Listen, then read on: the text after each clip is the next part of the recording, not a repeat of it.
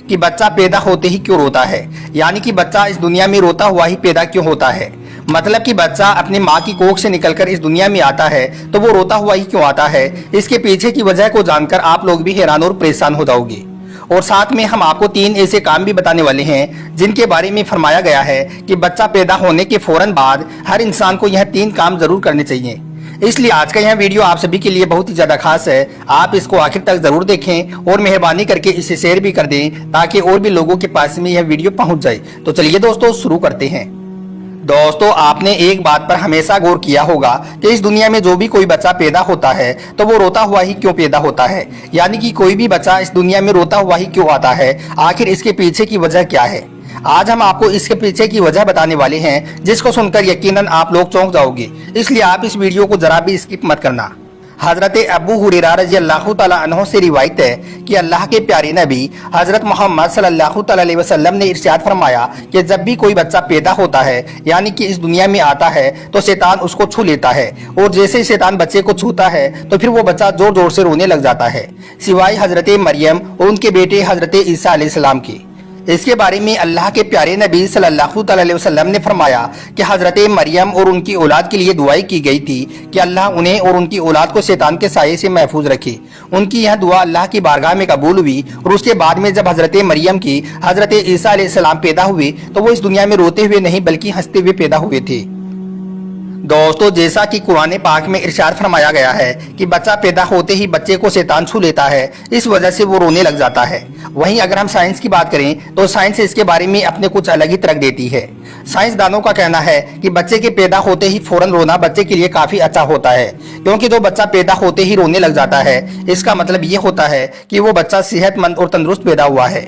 क्योंकि माँ की कोख में बच्चा पानी में रहता है जो कि एमिनोटिक शेक नामक एक थैली में भरा हुआ होता है। उस वक्त तक बच्चे के फेफड़ों में हवा नहीं होती है, उस वक्त बच्चे के फेफड़ों में एमिनोटिक भरा हुआ रहता है, क्योंकि बच्चे को माँ की कोख में गर्भनाल से ही सारा खाना पानी मिलता है। लेकिन फिर जैसे ही बच्चा पैदा हो जाता है तो फौरन ही उस गर्भनाल को काट दिया जाता है, जिससे फौरन ही वो सारा पानी बाहर निकल जाता है, जिसकी वजह से फिर बच्चा जोर जोर से रोने लग जाता है।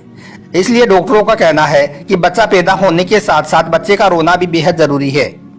इसकी दूसरी वजह यह भी बताई गई है कि बच्चा अपनी माँ की कोख के अंदर खुद को काफी महफूज और सुरक्षित महसूस करता है। उसके बाद में जैसे ही वो अपनी माँ की कोख को छोड़कर इस दुनिया में आता है, यानी कि पैदा होता है, तो बच्चे को काफी घबराहट सी होने लगती है। इस दुनिया में वो खुद को उतना महफूज और सुरक्षित नहीं पाता है जितना सुरक्षित वो अपनी माँ के पेट में होता है। इस वजह से भी जब बच्चा पैदा होता है तो वो पैदा होते ही रोने लग जाता है। इसका मतलब यह है कि बच्चा घबराहट की वजह से भी पैदा होते ही रोता है।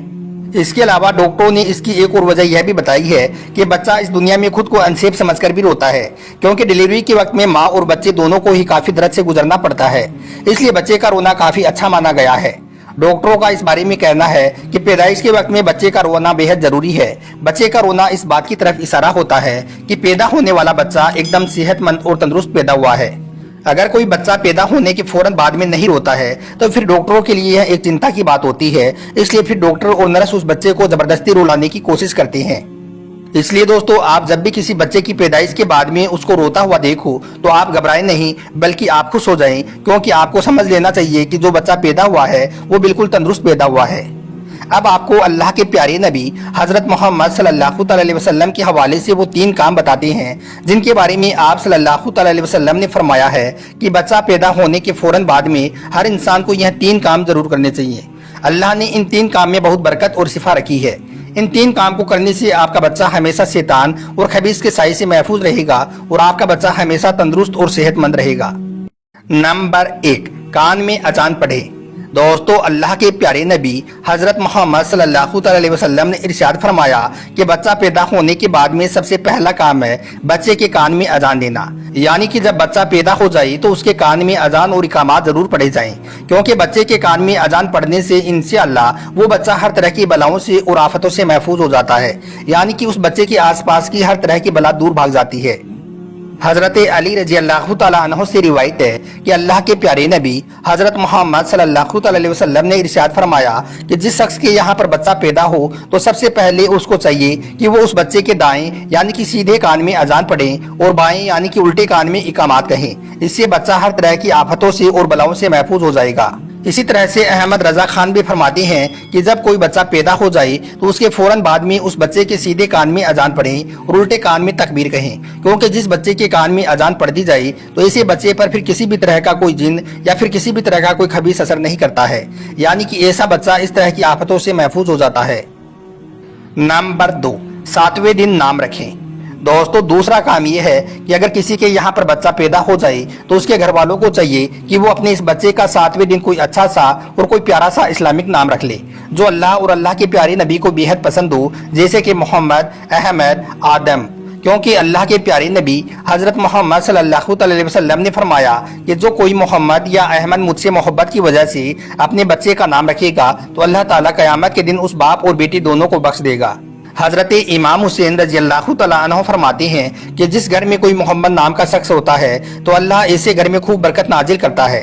इसलिए सबसे बेहतर है कि बच्चा पैदा होने के बाद में आप अपने बच्चे का नाम मोहम्मद या अहमद रखें, और अगर बेटी पैदा हो जाए तो आप फातिमा या आयशा रखें। नंबर 3, हकीका करें। दोस्तों, तीसरा काम यह है कि बच्चा पैदा होने के 7वें दिन आप उसका नाम रखें, उसका सर मुंडाएं और उस वक्त उसका हकीका भी किया जाए और उसके बालों का वजन करके उतनी चांदी या सोना सदका किया जाए। इससे भी बच्चा हर तरह की आफतों से और बलाओं से महफूज हो जाता है।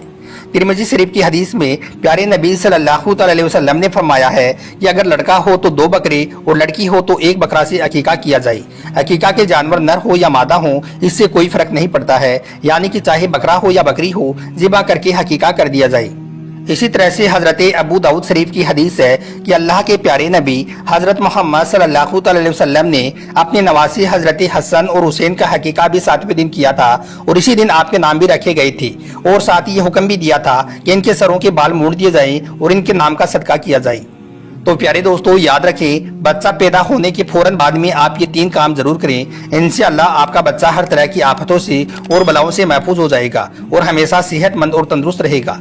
अल्लाह पाक हम सबको इन बातों पर अमल करने की तौफीक अता फरमाए। आमीन, अल्लाहुम्मा आमीन।